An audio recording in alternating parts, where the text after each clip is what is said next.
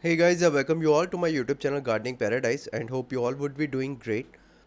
So in this video I'm going to talk about all the plants that can be grown from cuttings in the month of June.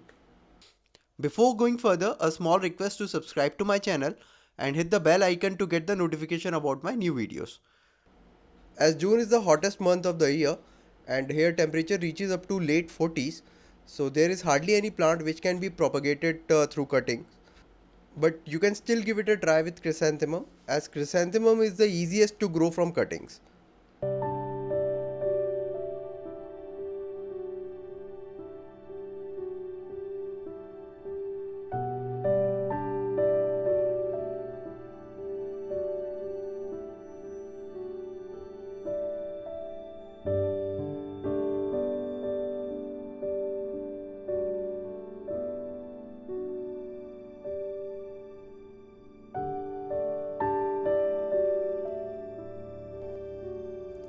I hope you must have enjoyed this video. Please hit the like button, share this video to as many people as you can with.